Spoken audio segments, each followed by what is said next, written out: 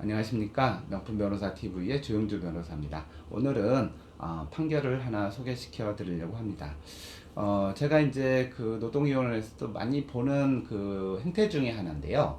어떤 이제 근로자가 회사에 불만이 있어서 있는 상태에서 그러면 이제 보통 그런 근로자들이 업무 상태가 좋지 않거든요. 그래서 회사에서 이제 해고를 하게 되는데, 이제 해고를 하게 될 때 그러면 이제 어떤 이제 감정을 갖게 되잖아요, 근로자가. 근데 근로자가 뭘 하냐면 지금 모든 업무를 컴퓨터로 하잖아요. 그래서 컴퓨터에 자기가 업무한 데이터를 이제 가지고 있는데, 그 데이터가 회사 경영이나 영업에 중요한 자료인 경우가 있는데, 그거를 그 직원이 보관하고 있다든가 아니면은 접근할 수 있는 상태에 있는 경우들이 꽤 많이 있습니다. 그래서 자신이 해고당한 거에 대해서 불만을 품고 퇴사하면서 그 자료를 없애버려요. 예.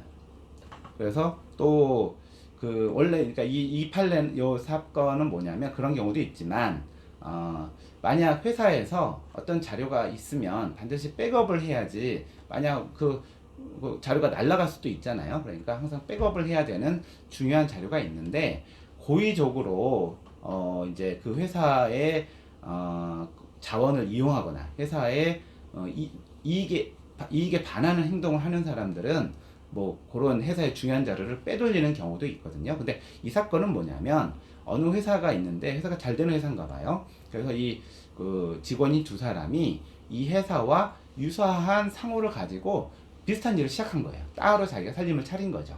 그래서 그 회사를 적발했죠. 회사에 다니는 사람은 그 회사와 비슷한 일을 하면 안 되거든요. 그건 이익에 반하잖아요. 그래서 회사의 아이디어와 거래처와 뭐 비밀, 영업 비밀을 가지고서 똑같은 회사를 차려서 그거를 이익을 취하고 있으니까 당연히 회사에서 그걸 발견하면 그런 사람들은 해고를 하게 될 수밖에 없습니다. 근데 중요한 자료들을 백업해야 되는데 이 사람들은 백업을 하지 않았어요. 그리고 이 회사에서 나올 때 그걸 지워버렸어요. 근데 그 자료가 매우 중요한 자료이기 때문에 이 회사는 이 사람들을 해고한 이후에 업무방해, 그 다음에 그 뭐죠? 부정경쟁 방지법으로 형사고소를 했어요. 그래서 지금 법원에서는 어떻게 했냐면, 이 업무 방해가 되려면 위계 등에 의해서 그 이제 영업을 방해해야 되거든요. 그래서 이 백업하지 않은 거, 백업을 해야 되는데 백업하지 않은 거, 그 다음에 백업했던 원래 그 자료를 삭제한 거에 대해서 이거는 그 업무방해죄의 위계나 위력으로 하는 사람의 업무를 방해하는 행위로 인정을 했습니다. 앞에서 처음 말씀드린 대로 있던 자료를 없애버리거나 하는 경우도 당연히 업무 방해가 되고, 이것처럼 백업을 해야 되는데 백업을 하지 않고 그 자료를 가져가고 그 다음에 없애버린 이 행위도 이제 업무 방해가 된다는 것이죠. 그래서 1심에서는 두 사람에 대해서 다 집행유예를 선고했는데, 항소심에서는 그 중에 주도적으로 한 사람에 대해서는 징역 10개월의 실형을 선고를 했습니다. 예.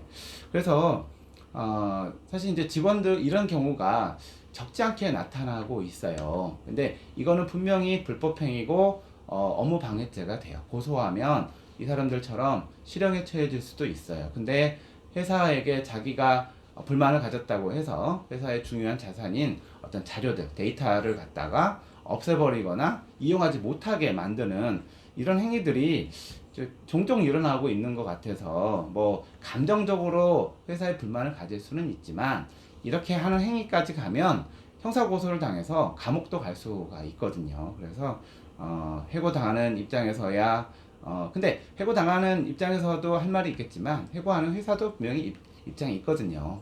절대로 일 잘하는 사람 잘 자르진 않더라고요. 근데 아무튼 해고를 당했다고 해서 이러한 행위까지 나가는 것은 업무 방해죄로 처벌받을 수 있고, 또한 실형까지 가능하다라는 것을 알려드리겠습니다. 이상 오늘의 판결에 대한 이야기를 마치도록 하겠습니다. 감사합니다.